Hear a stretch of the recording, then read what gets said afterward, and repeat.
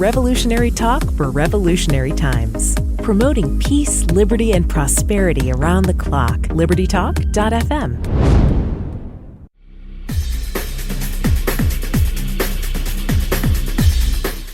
Welcome to Living the Solution with Dr. Elena George. Today I have one of my favorite people on, somebody who I love discussing topics with because she's a thoughtful person, God-fearing, and ultimately just committed to sharing what she knows with humanity. And that's exactly the person that I love interviewing.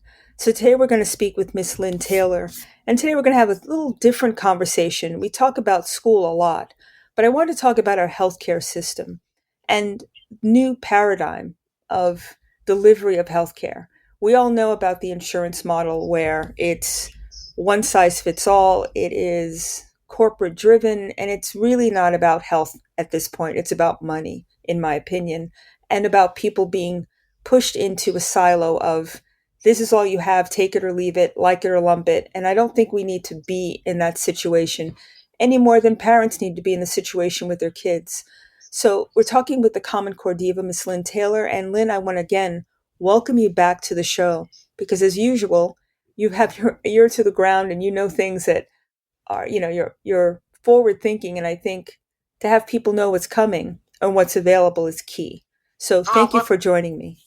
Well, thank you so much. And as always, I am so thrilled to not only be able to talk with you, but share with your audience because, I have not been able to meet anyone in your audience, but I really think from the topics that you cover, they've got to be one smart bunch of people.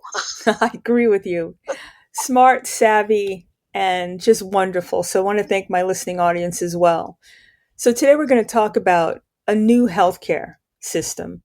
We know about the insurance. What else is out there? What have you learned that people need to know about? Well, there are new systems that are coming along. Your existing workplace insurance programs going, oh, well, you're not going to pay more for my service. I'm just going to come along as a freebie. Well, here's a warning. Nothing we receive from work or the government is ever truly free. There will be a cost somewhere, somehow, some way. So when I say this, please don't miss that, okay? So, for example, like I said, there are established workplace insurance programs. We have some companies that are big enough, they have insurance that they have a policy with. That they are known as self-insured. That means they have a large number of employees and they have enough that they can just go in and talk to big insurance and say, well, we want our own policy for exclusive to our company. And then you have other companies, not quite so big, who they have a policy with to cover their employees. Well, now we're seeing these new buddy systems, and that's what I'm going to call them, a buddy system, that will come along your workplace insurance and go, oh, well, guess what? At no extra charge, you can have access to all these other services that you can't get through your other workplace insurance. Now, in the day and age that we're in, that sounds fantastic, does it not? It does.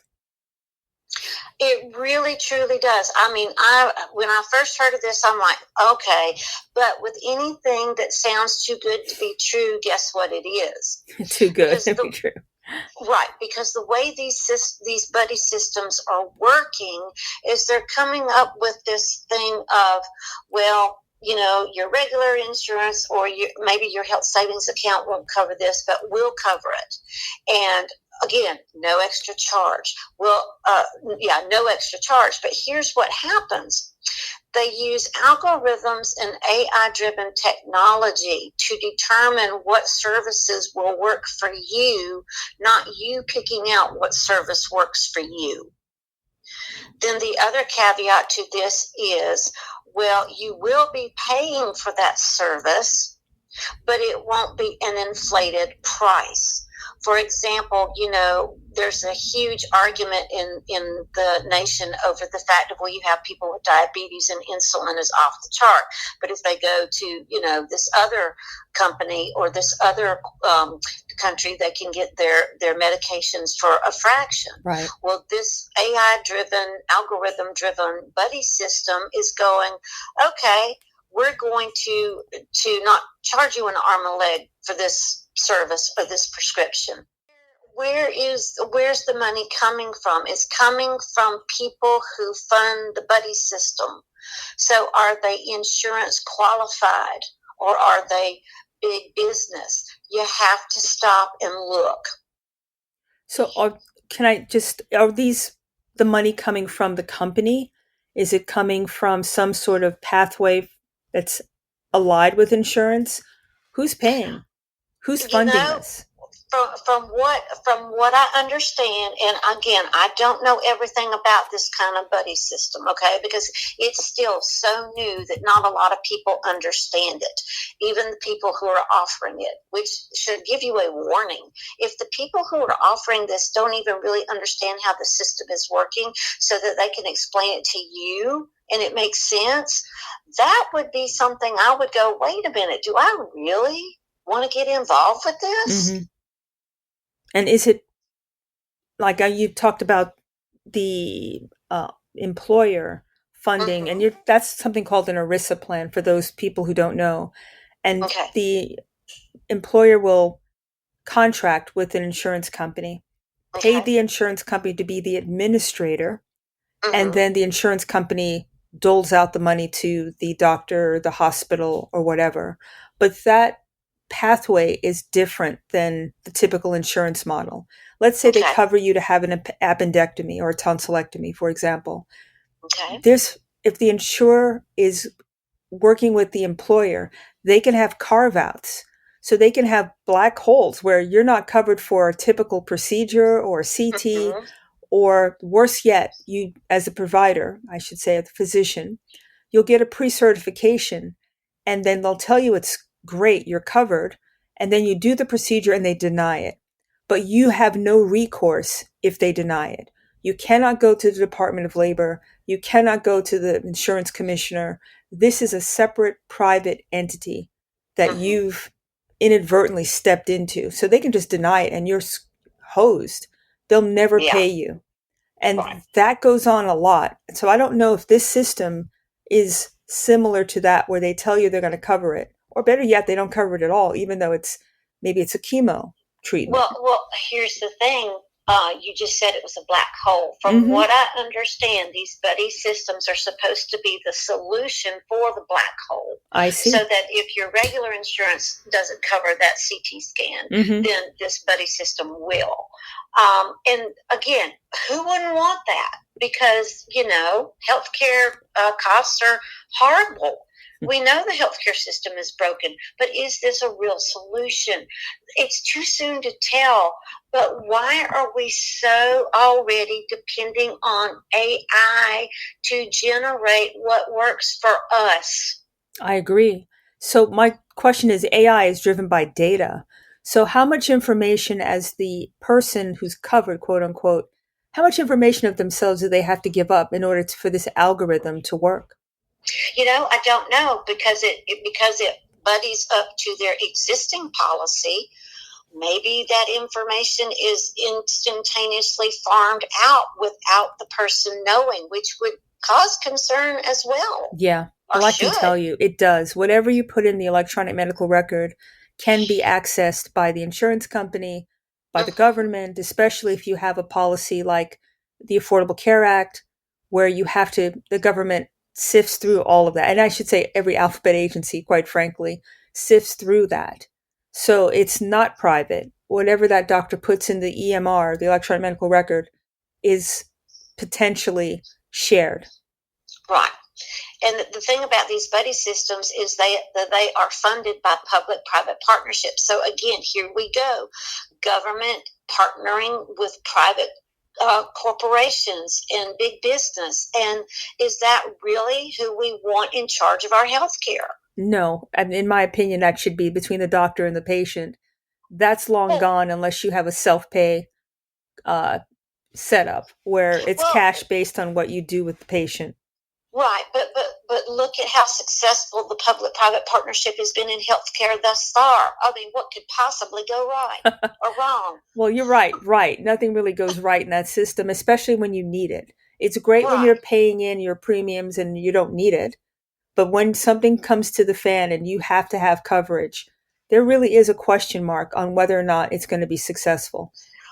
Right, absolutely. And one of the sales pitches that's used is, oh, well, you won't have a deductible, you won't have any copay, and we're not going to come after you for collections because whatever we charge you is going to be the fair rock bottom price.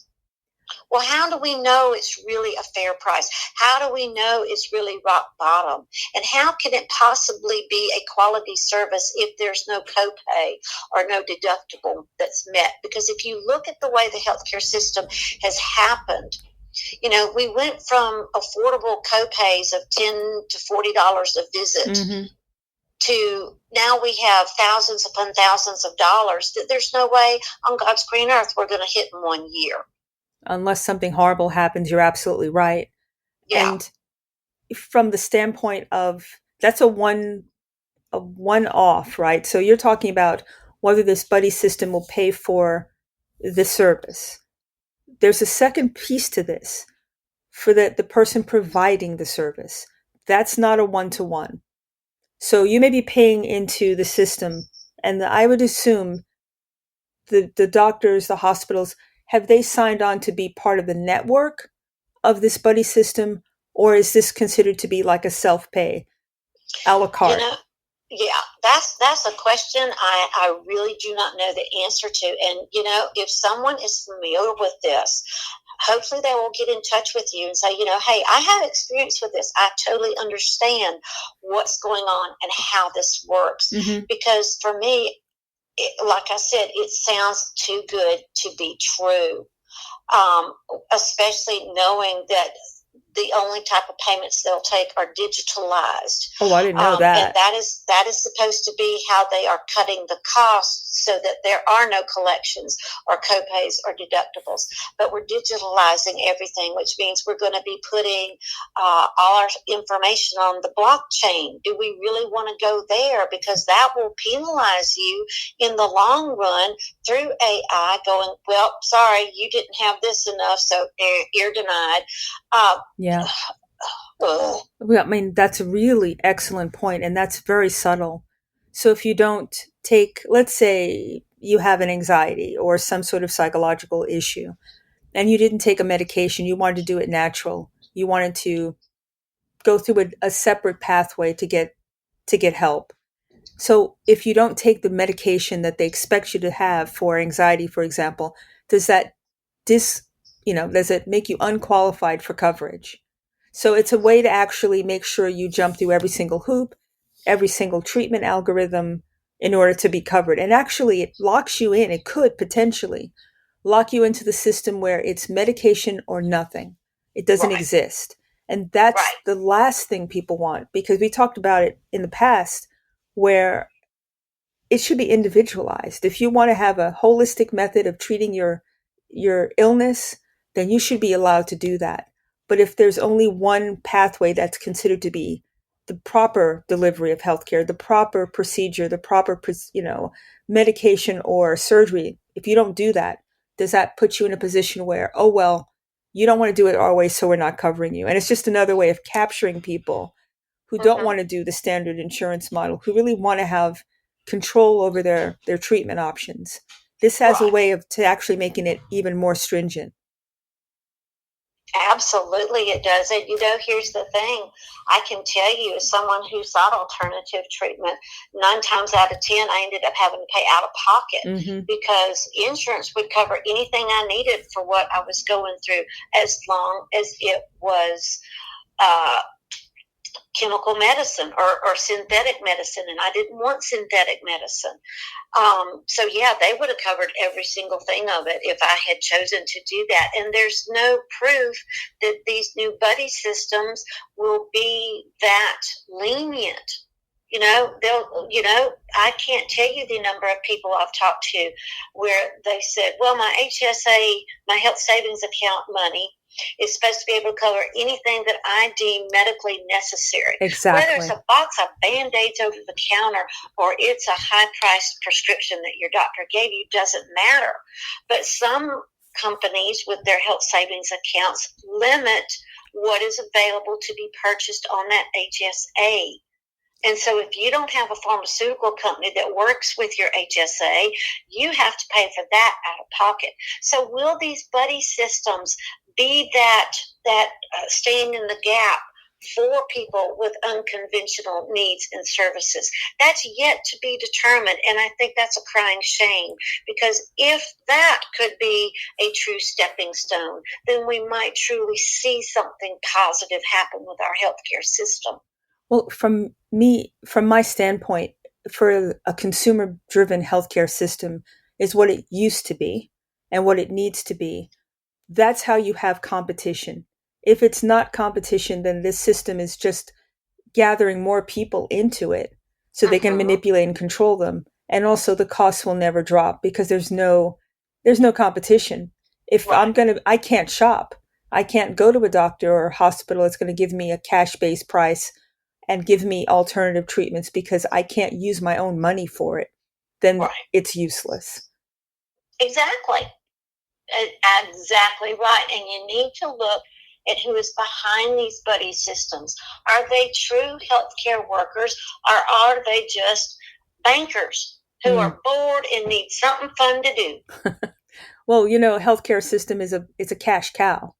So, it doesn't have, I think they're finding that there's another pathway past the standard healthcare insurance industry, which is direct marketing technically to the patient, but you have to deliver what you promise. And that's where you're saying we don't know. And you don't want to be in the position where you find out in a position where you're an extremist and you're kind of stuck out there. So on that note, let's take our first break and come back. You're living in the solution.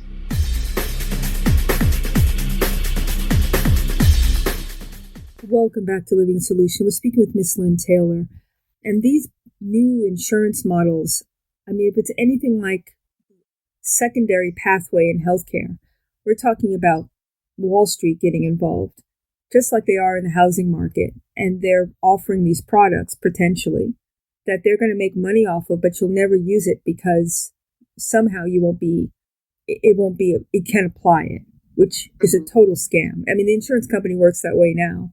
If anybody looks at their card, if they have the standard insurance model, you can see in small print that it basically says, this does not mean just because you carry the insurance that you're going to have coverage. That is not the same. And when I'm listening online, waiting for the representative to come on when we call an insurance company, they're very clear about saying it to us too. You can get approval, but it doesn't mean we're going to pay it. And I can't tell you how many times that comes to bear.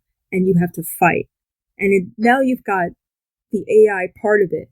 And then some of the insurance companies got in trouble for producing these algorithms that were never going to treat the patient because it was just ridiculous. And people had to fight them. And they're saying, oh, it was an error. I love that.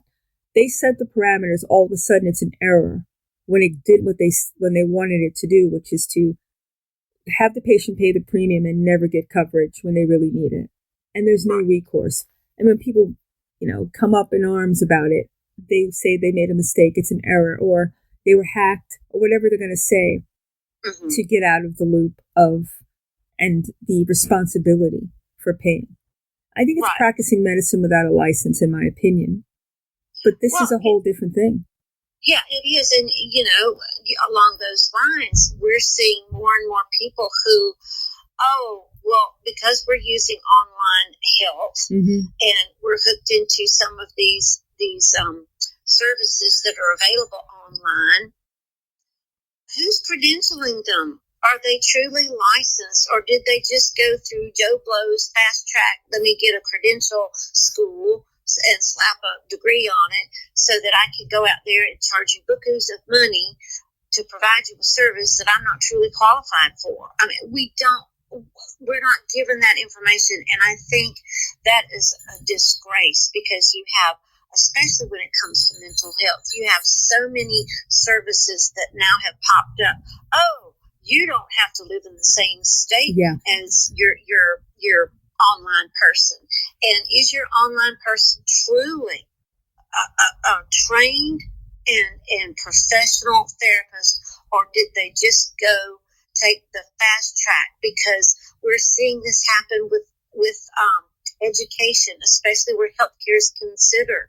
We're fast tracking students through courses that deal with the human body. Why? You should never do that. I agree. Why in the world would you want to fast track someone who is going to be working on your body? Would you want your surgeon to be fast tracked and barely know how to knit together an apple, let alone your liver? You've got an excellent point, and I've seen now AI entering the medical education system. When we were training, we had to, not to be graphic, but we had to work with cadavers for months before we saw patients. So you had to understand the anatomy of the person. You had to get your hands in there. Now this is virtual, where you're doing, three-dimensional, what do you call those things? You have a headset on. You're not really touching anybody. And you're right. There's a lot of fast tracking where some of these things can take 18 months or less to get a certificate. But I think we got into trouble during the whole COVID time frame where it all became, what do you call it, telemedicine. That's not healthcare. I don't understand how you can examine somebody virtually. I don't understand how that works. But for me, it seems to me it was a delivery system for pharmaceutical, for big pharma. People were writing prescriptions without seeing anybody. Well, they would view your image on a computer screen, but having that one-on-one in-person visit, of course, was supposedly impossible, so we couldn't do that. But, the thing of you don't have to live in the same state. Well, what if the medical licensing varies from state to state? I mean, I don't know if that happens or not. You could better speak to that. Oh, I can. Let me say how it works now. You can get a compact license where you have a license in a state and you can be licensed in about 40 states without having to actually go and get your license individually. So there are positions now where you can do telemedicine across the country because you're licensed technically throughout the country, which I don't think is an awesome thing personally. I think healthcare is about the individual. It's about doing a physical examination. This is not what that is anymore. I don't know how you do, what do you call it? Taking somebody with an acute illness and just seeing them online and asking them to open their mouth and looking in the camera, but there's no culture. There's no physical examination, and you're just writing a prescription. I see those people a lot, that they got telemedicine doctors. They're not better. And then they come in to the physical plant to actually see the doctor. That's not treatment, in my opinion. It's a money-making venture.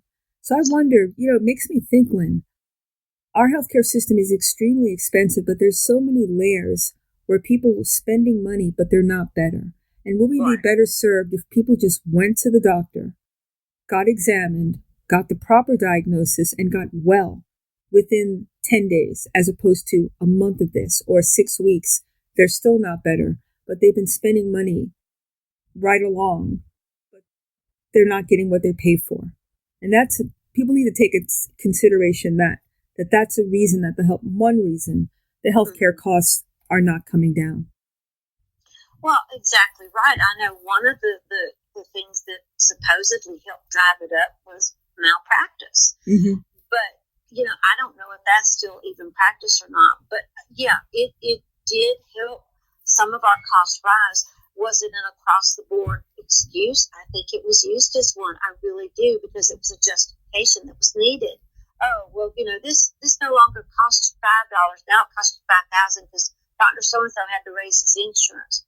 Well, if he had to raise his insurance, then, that's not my problem. I don't know. It's such a discussion that I don't know that we can solve everything or even start to address everything in the time that we have. But let's look at it this way. The questions that we're raising, maybe the audience will sit there and go, wait a minute, didn't think about that. Maybe I should look into it. So they can start doing their research because, you're right.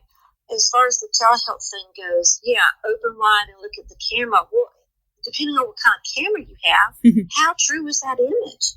Are you really seeing something in their throat? Don't know. What if it's another body part that really shouldn't be put over the internet? That's another point. Is being put over the internet. Don't think that all those people who are harvesting AI and using algorithms don't pick up on those things. Oh, you've got an excellent point. And for me, I understand if you're rural. I understand if you don't have access to a doctor. And that's what it should be used for. We're talking about people living in major metropolitan areas that don't see physicians, don't go to any kind of urgent care. But there's a whole system that's designed to be virtual and to just give fast care, urinary tract infection or ear infection or whatever it is. But I wonder, there's no study that I've ever seen that talk about misdiagnosis, where you thought it's a sore throat is actually a cancer of the throat. Those types of misses, which by definition you have to have breakthrough or people who fall through the cracks, because healthcare, it's not an algorithm-driven profession. It's not one size fits all.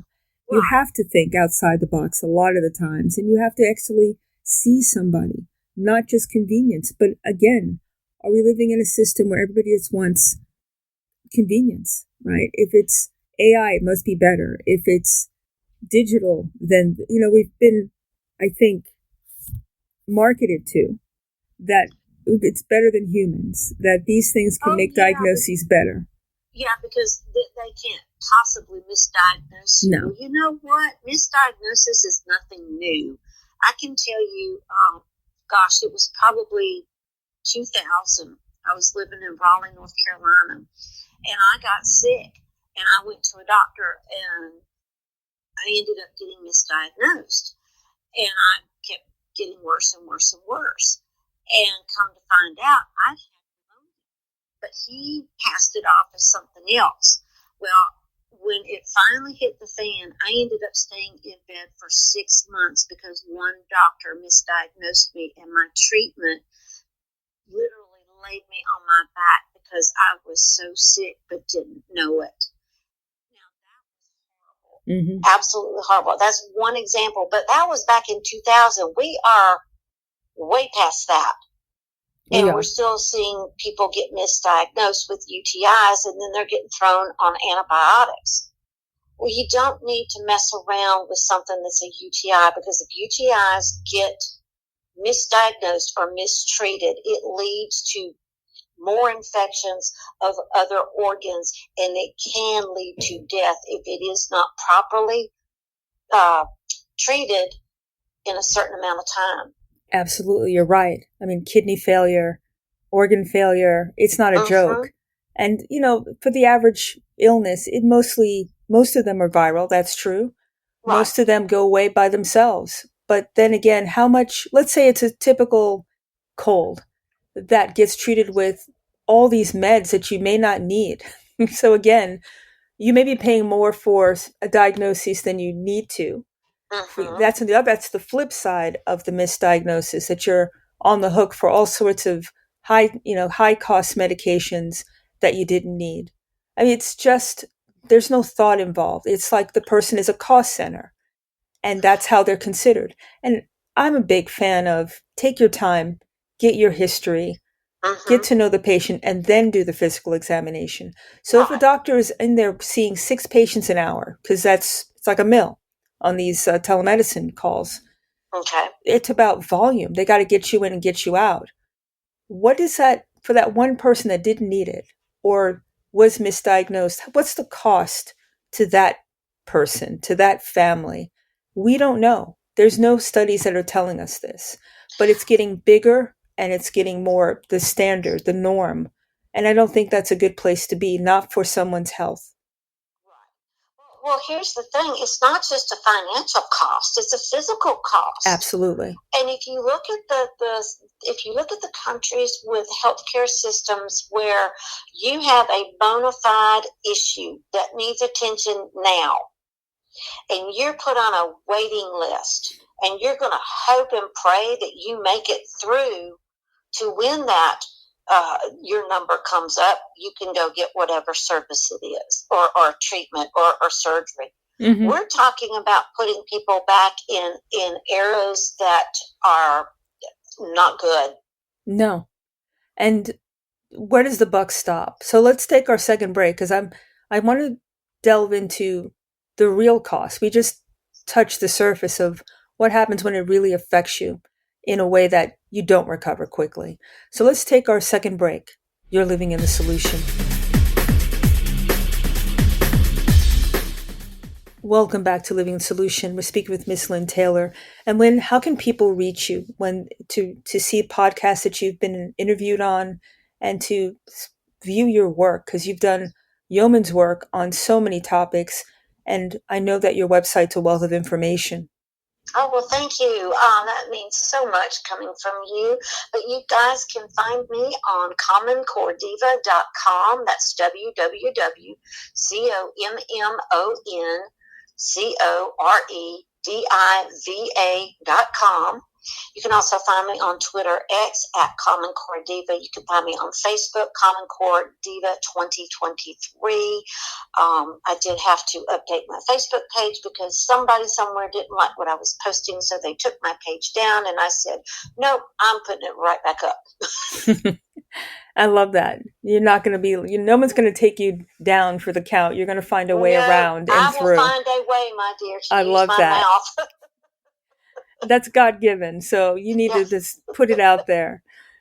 Oh, goodness gracious. Well, one of the things that we need to also answer is not just the physical cost to yourself and your family or your loved ones, but who are these investors of these buddy companies?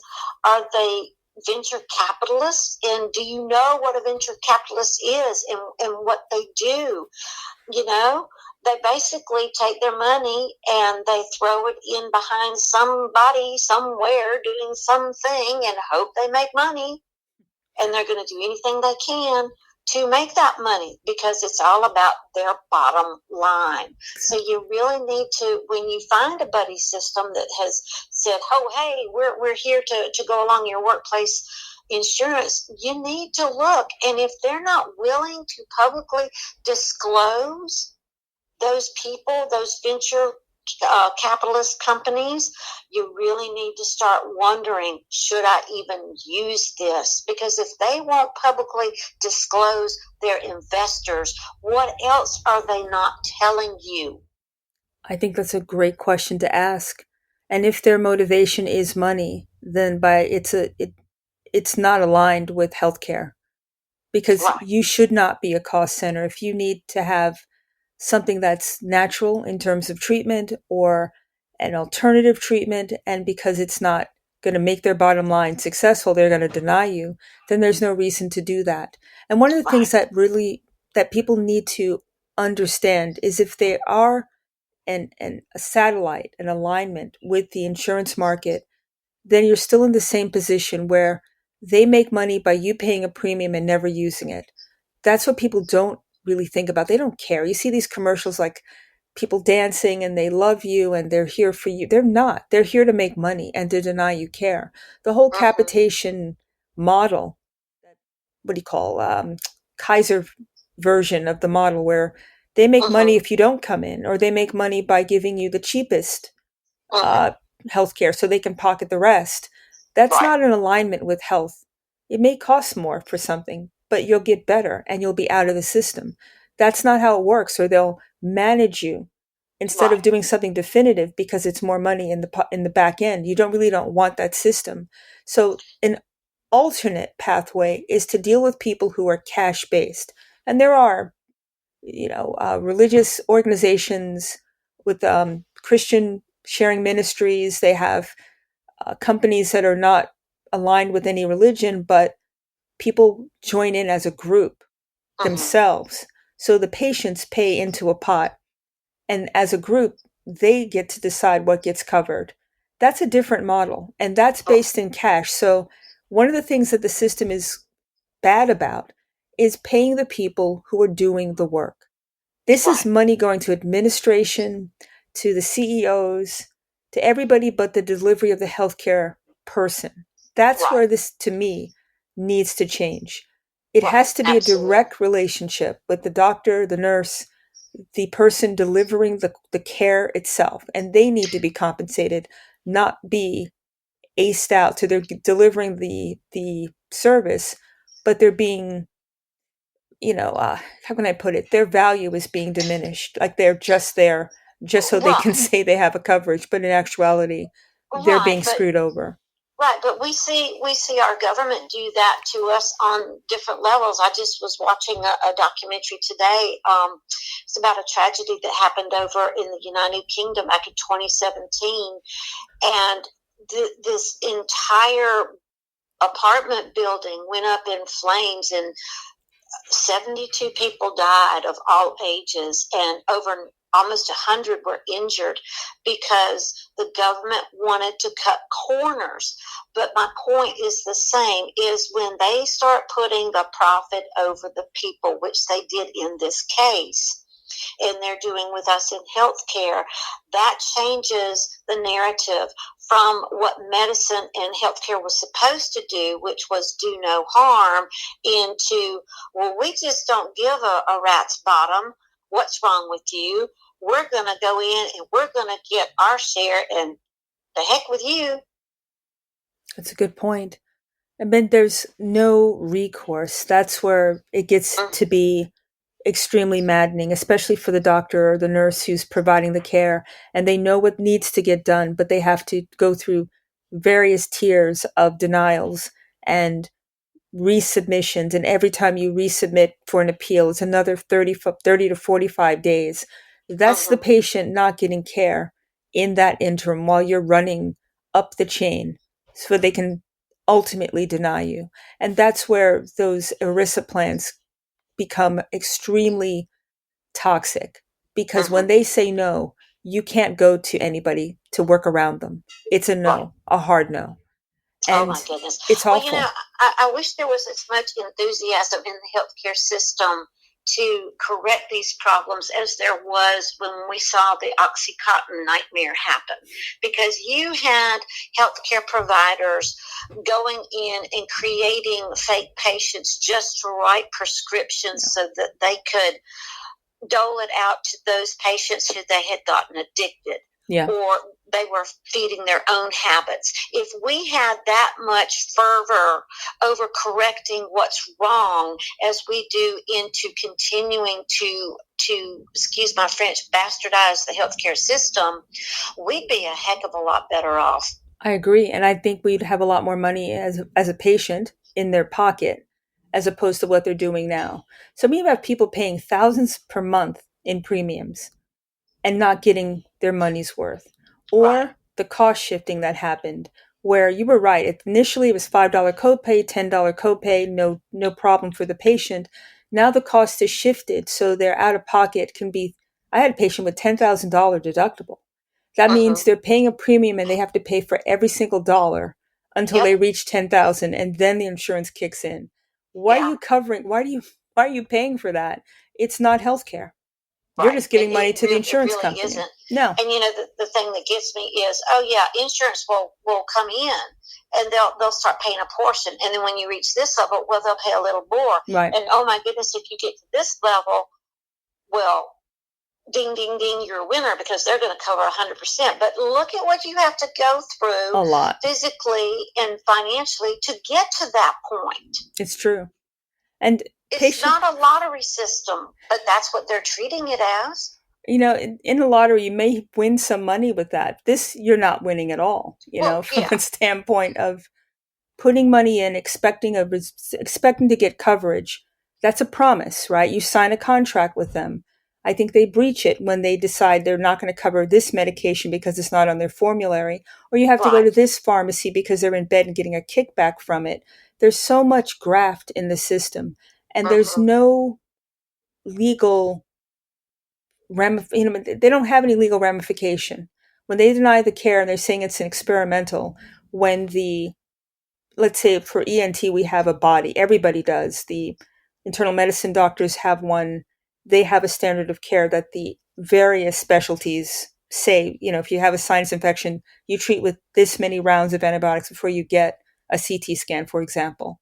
They totally ignore that and they just deny it. So again, as I said before, they're practicing medicine without a license, without any complication. And I think if they were held to the same standard as doctors were, that they could be sued for denying care for practicing medicine, maybe this would stop.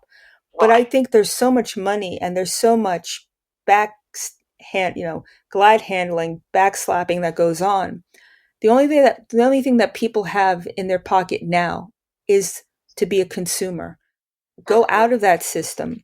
Do something like Aflac, where you get a coverage, you're paying for an indemnity policy. If you get, God forbid, diagnosed with cancer, they give you $250,000 to do with what you want to. If you want to leave the country, if you want to have experimental, they give you a check and you're not asking for someone to help you and hope for the best. And it's a fraction because most people are healthy. And that pot is not accessed like it is in a regular healthcare system. And their job is to pay out. That's what they do. So we have plenty of options. I just don't think people know about it. And I think you're exactly right. And I think it's been a while since we brought these solutions up, because I know that there were past shows where you did explain how there were alternatives, and that there are networks of doctors out there like yourself who are able to practice but not have to be tied into all the hoops that other physicians are. Another thing you need to be thinking about as far as these buddy systems, are they working just with big business and big pharma and big insurance, or are they working with governments? And if so, at what levels? Is it a state? Is it a local? Is it Medicaid, Medicare? Is it the IDEA funding that would be used in schools? You have to look, what parts of the government are they also being able to work with? And the reason why is because, again, the analytics, the innovation, the data platformings. We know that innovation is a code word for more data mining on us about every aspect of our lives, and how the data can somehow, drive this or drive that. These are other questions you need to ask if you find that you're being offered a buddy system. Agreed.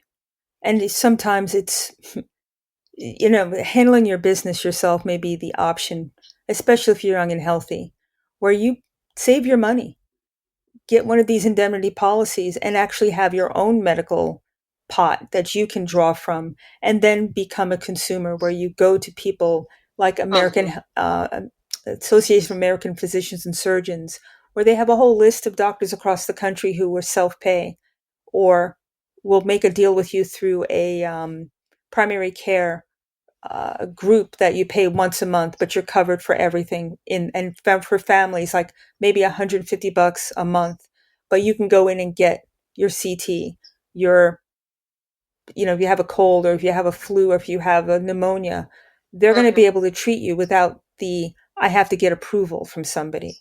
Right. So it's personal responsibility on a different level. And I think we've been, again, marketed to that it's so expensive. You need help. You can't do it on your own. You need to have insurance. It's this drone of you won't have health care unless you have health insurance. That's how we got into trouble with the Affordable Care Act. Because I said it before, and I'll say it 1,000 times. Having health insurance does not mean access to health care. It just means you're paying somebody to lock you out most of the time. And that's that. I don't understand why that is not considered criminal. Because if we did that to each other, we would be under the jail in 2 seconds. It's true, but there's no recourse, unfortunately. So on that note, let's take our last break and come back. You're living in the solution. Welcome back to Living Solution. We speak with Miss Lynne Taylor. And I wanted to ask you, what is the STEAM agenda from the United Nations? I've never heard of that. Okay.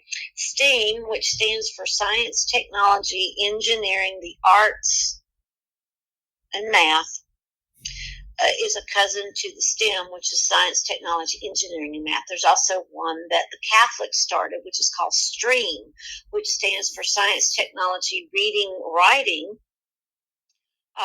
Let's see here, Engineering, the Arts, and Math. So basically the agenda is we're going to take every conceivable subject or aspect of healthcare, since we're talking healthcare here. We're going to take every part of the education-related platforms for healthcare, and we're going to align it to any one of those acronyms that you have out there. And the reason why that is so dangerous is because, again, when you look at the roots of where these systems came from, it's not American. It's not based on American attitudes, values, or beliefs. It's not based in the American Constitution or the American Bill of Rights or any of our other laws that are out there that are meant to serve us, like the Civil Rights Act of 1981, Section 1983, which tells us anybody who messes with our God-given rights or the rights that our government is supposed to be protecting for us, there's recourse.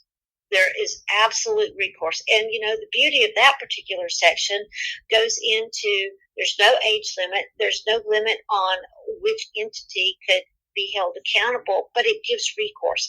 And so I think that's an effective solution. But why the STEM, STEAM, STREAM, whatever agenda is so toxic is because it's based on globalism. And when you look at the global data partners who are tied into this, especially through healthcare, you have to wonder, okay, is my data staying stateside? Or is it going somewhere that I don't know about? If so, what parts of my data? If so, is this under international benchmarks? Is this under the United Nations Sustainable Development Goals? Well, of course it is. It absolutely is, because if you look at Sustainable Development Goal number 3, it's healthcare for all, which equates into universal healthcare. All treated as we all have the same this or that or the other. And, look at the countries who've had universal health care. Again, you have to wait in line for your turn and then hope that you, first of all, live to make it to that appointment and that you can be treated.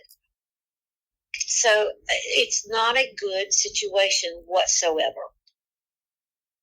It seems that the global pathway to healthcare is really a bigger picture than just the patient. Mm-hmm. It's about information about you that only you and your doctor should know. It's about control too, because it's not allowing you to access a system in a timely way a lot of the times. And it doesn't make it cost effective either. So it's not really, it's a control grid, honestly.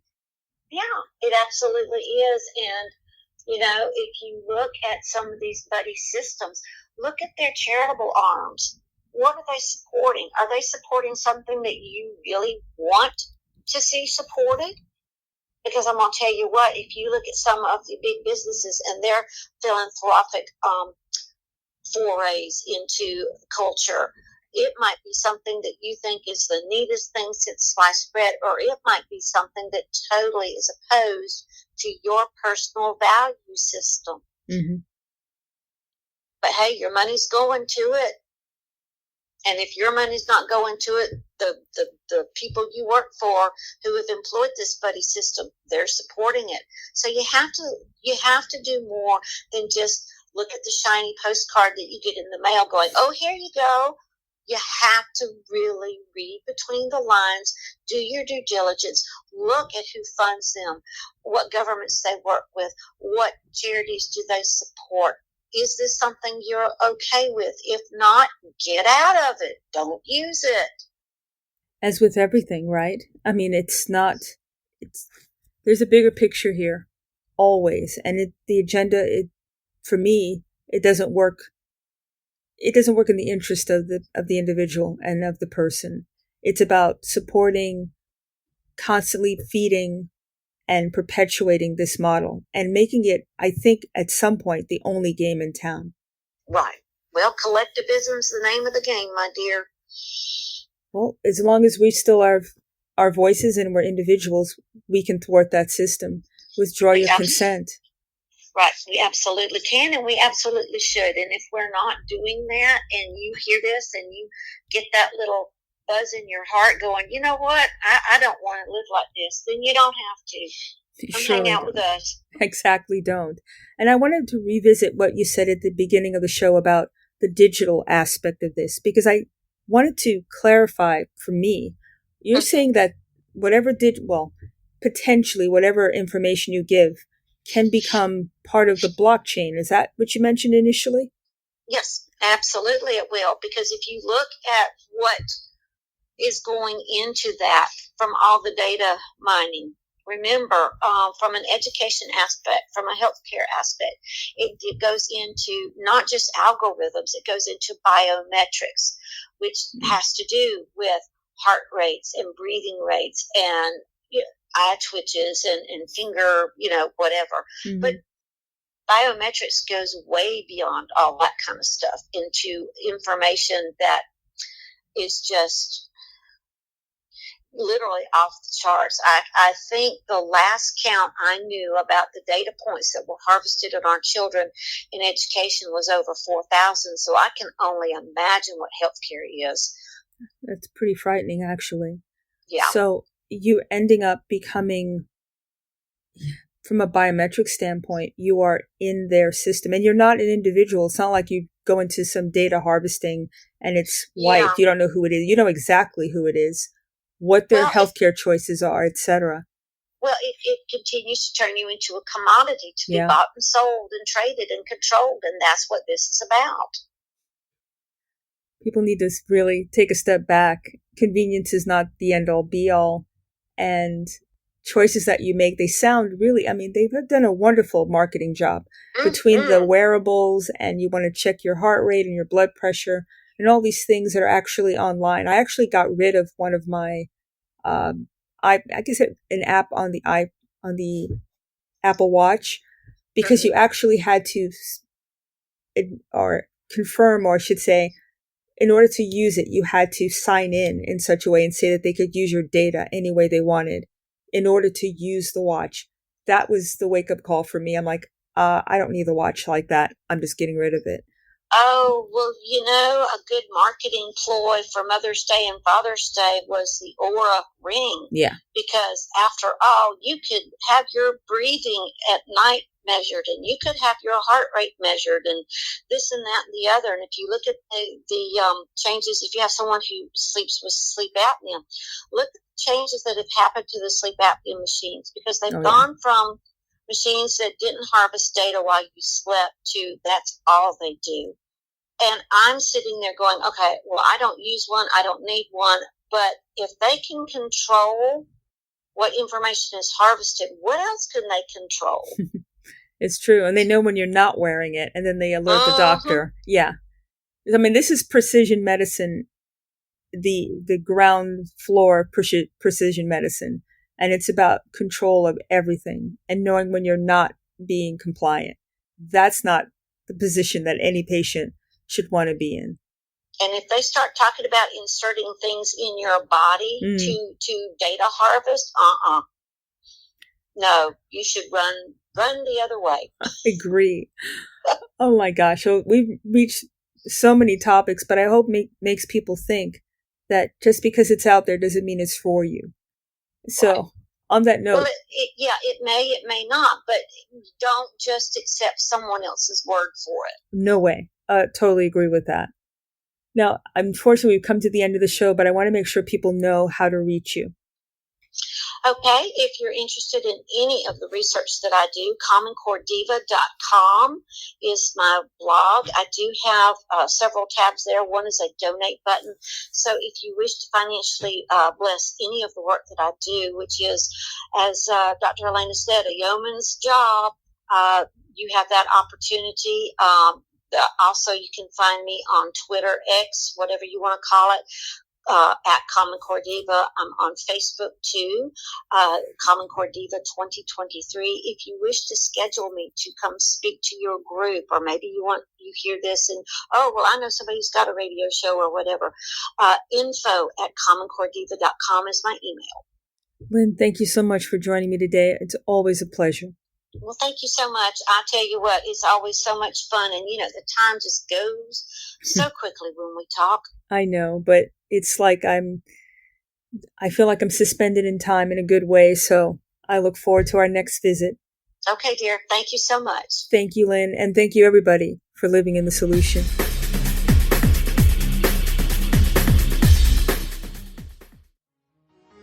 Revolutionary talk for revolutionary times. Liberty Talk FM.